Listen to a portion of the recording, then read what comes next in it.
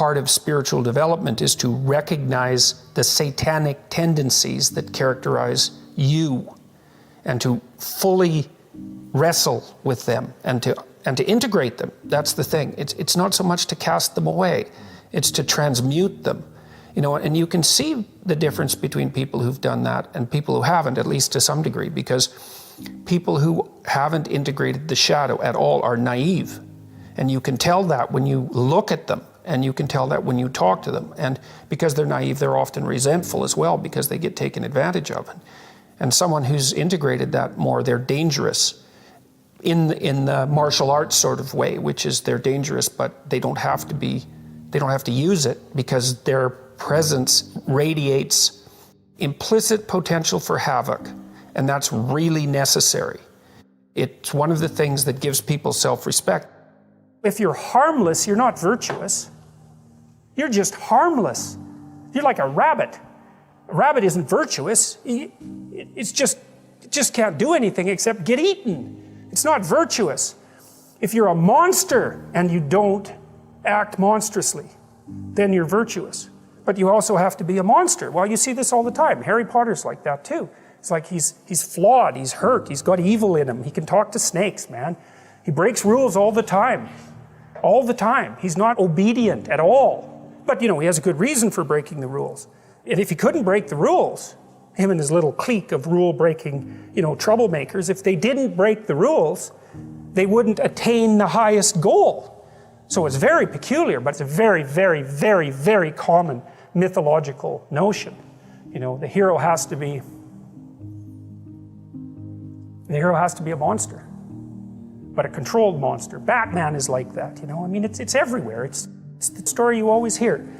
If you're going to be a fighter, you have to want to win, and you have to want to hurt people. I mean, not for the sake of hurting them. That's what makes you different than an evil person. But you have to have that capacity. You have to develop that. And, you know, that's the step on the way to enlightenment, weirdly enough, because that isn't what people think. People have been fed this diet of pablum, rights and impulsive freedom, for so long. There's just an absolute starvation for the other side of the story. There are no rights, technically speaking, without responsibilities. And all we've had for 60 years is a dialogue about rights.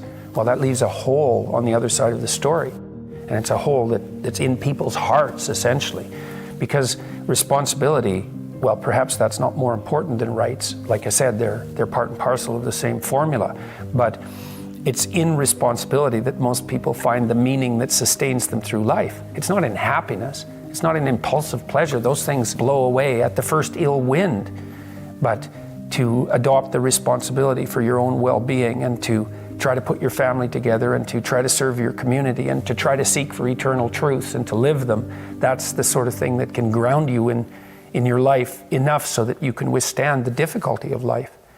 And when you tell people that, especially when you include yourself in the audience, let's say, and you're not finger waving from above, then everyone knows that it's true. There's been this attempt to identify masculine competence and power, let's say, but mostly competence with tyranny. And that's very, very hard on young men. It's also hard on young women, for that matter. But it's very helpful for people to hear that they should make themselves competent and dangerous and take their proper place in the world, because it's the alternative to being weak.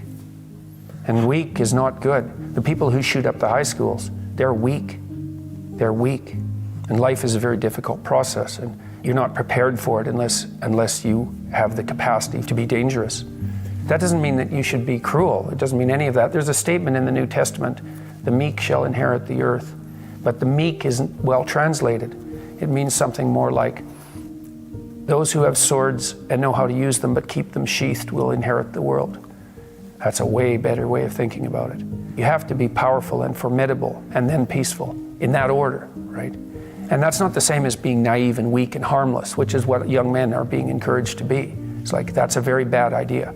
It's a very bad idea, because naive, weak, and harmless means that you can't withstand the tragedies of life. You can't bear any responsibility. You'll end up bitter. And when you get bitter, then you get dangerous.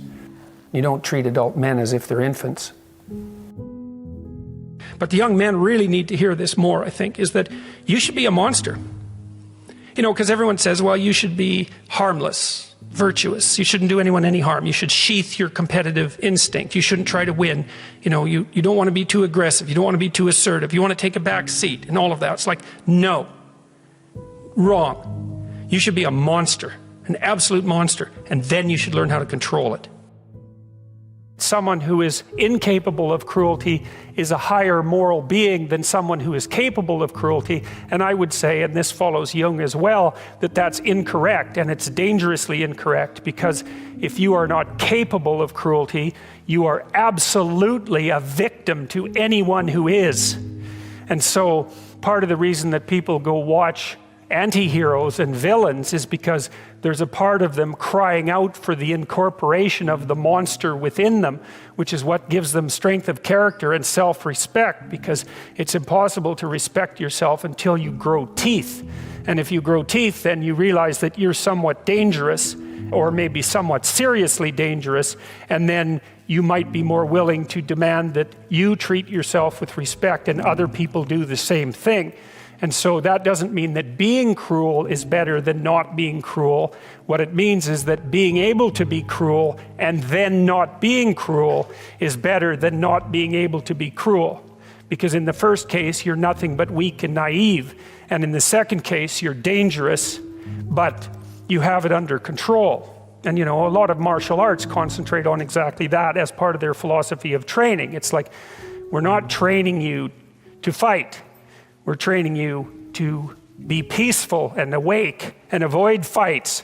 But if you happen to have to get in one, and I guess the philosophy also is that if you're competent at fighting, that actually decreases the probability that you're going to have to fight, because when someone pushes you, you'll be able to respond with confidence, and with any luck, and this is certainly the case with bullies, with any luck, a reasonable show of confidence, which is very much equivalent to a show of dominance, is going to be enough to make the bully back off.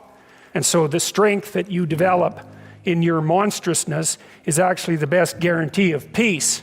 And that's partly why Jung believed that it was necessary for people to integrate their shadow.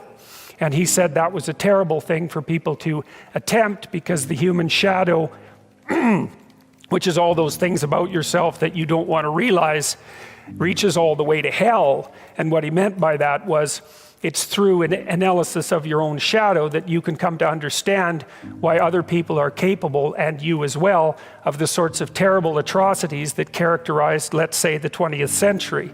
And without that understanding, there's no possibility of bringing it under control. When you study Nazi Germany, for example, or you study the Soviet Union, particularly under Stalin, and you're asking yourself, well, what are these perpetrators like? Forget about the victims, let's talk about the perpetrators. The answer is, they're just like you. And if you don't know that, that just means that you don't know anything about people, including yourself. And then it also means that you have to discover why they're just like you. And believe me, that's no picnic. So that's enough to traumatize people, and that's partly why they don't do it. And it's also partly why the path to enlightenment and wisdom is seldom trod upon, because if it was all a matter of following your bliss and doing what made you happy, then everyone in the world would be a paragon of wisdom. But it's not that at all. It's a matter of facing the thing you least want to face. This is an interesting thing about the integration of the shadow, because recognizing yourself as the locus of evil, let's say, actually, in some sense, gives you far more respect for yourself, strangely enough, because the same respect that you might have for a wild animal or even a monster. So then maybe you learn to treat yourself differently. Like, I think this is particularly true with regards to the discipline of children. You know, if you know that you're a monster, and that will manifest itself in your life, consciously or unconsciously, and if it's unconsciously, it's not good, then you become better at disciplining children. And the reason for that is that you don't want to expose them to your dark side.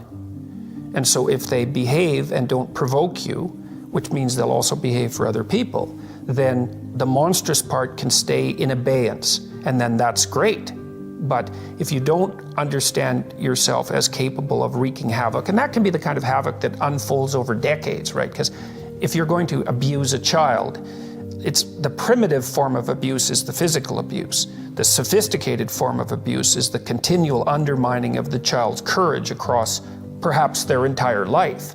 And there's a terribly monstrous element to that. And if you're not respected properly by the child, say, you will absolutely take revenge on them. And, in some sense, that's the whole Freudian psychoanalytic story. It's not all of it, but you either have that or it has you. Those are the options. And you don't become safe by being castrated.